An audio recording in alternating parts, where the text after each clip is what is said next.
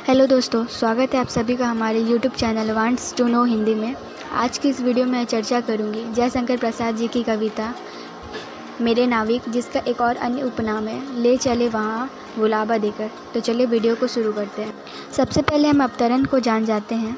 अवतरण में हमें लिखना है कि प्रस्तुत पंक्तियाँ आधुनिक काल के छायावादी कवि जयशंकर प्रसाद जी द्वारा रचित है। यह पंक्तियाँ लहर काव्य संग्रह में संकलित मेरे नाविक कविता से लिया गया है। प्रसंग में हमें लिखना है कि इन पंक्तियों के माध्यम से कवि ने छल कपट मोह माया से भरी हुई दुनिया को छोड़कर एक नवीन संसार की कल्पना निम्न पंक्तियों में किए हैं।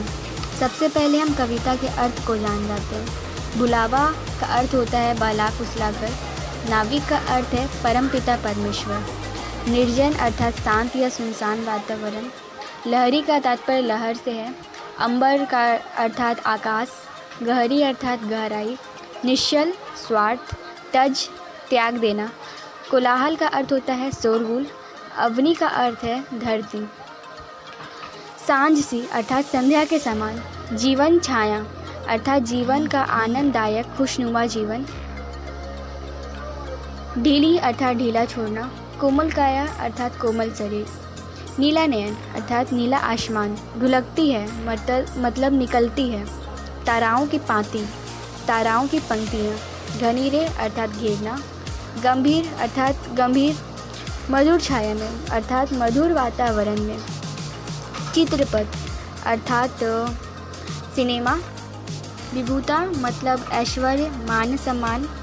विभूषी अर्थात ईश्वर के सम्मान। बाली का अर्थ होता है समानता।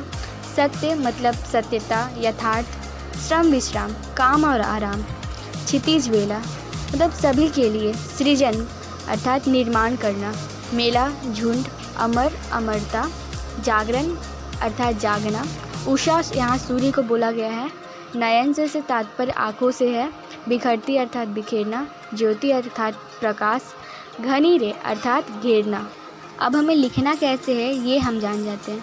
हमें लिखना है कि प्रस्तुत पंक्तियों के माध्यम से कवि जयशंकर प्रसाद जी ईश्वर से कहते हैं कि मेरे जीवन की नाव चलाने वाले हे परम पिता परमेश्वर, मुझे इस दुनिया की मोह माया स्वार्थी लोगों से दूर किसी तरह बहला फुसलाकर एक नवीन दुनिया में ले चलो, जिसके शांत सुनसान वातावरण में ऐसा प्रतीत हो कि मानो संसार अंबर की कानों में एक निश्चल निस्वार्थ प्रेम कथा कह रही हो, अर्थात वे आकाश सागर की सुंदरता का वर्णन का अनुभव कर सकें और इस धरती अर्थात इस संसार के छल कपट भरे शोरगुल को भुला दे अर्थात त्याग दे।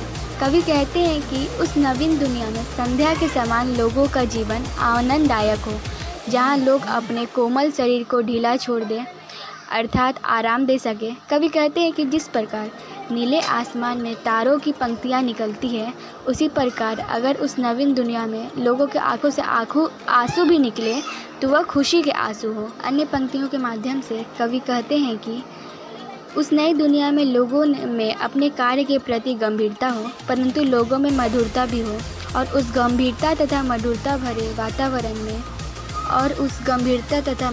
भरे वातावरण में मैं धरती पर हो रहे छल कपट को सिनेमा की भांति देखूं। उस नवीन दुनिया में कोई बड़ा कोई छोटा अर्थात कोई अमीर कोई गरीब ना हो, और अगर लोगों में मान सम्मान मिले तो वह भी सभी के प्रति समानता के साथ हो। वहाँ दुख सुख में भी समानता बनी रहे, अर्थात लोगों के जीवन में दुख के साथ साथ सुख भी हो तथा लोगों में सत्यता से भी जुड़ी रहे।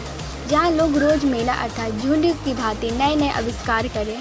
जिस प्रकार सूरज की लालिमा भरी किरणें अपने प्रकाश से इस संसार में अपनी मधुरता को बिखेरती है, उसी प्रकार लोग नए नए आविष्कार के माध्यम से अपने ज्ञान के प्रकाश को बिखेरते हुए लोगों को अमरता का संदेश दें। विशेषता में हमें लिखना है कि उपयुक्त कविता में प्रकृति सौंदर्य का वर्णन किया गया है तथा एक नवीन संसार की कल्पना करके जीवन और जगत में छाए बुराइयों को दर्शाया गया है तथा लोगों को एक आदर्श जीवन का संदेश दिया गया है। इस कविता की भाषा खड़ी बोली है। इसमें मानवीकरण अलंकार का प्रयोग किया गया है। यहाँ प्रकृति का मानवीकरण किया गया है।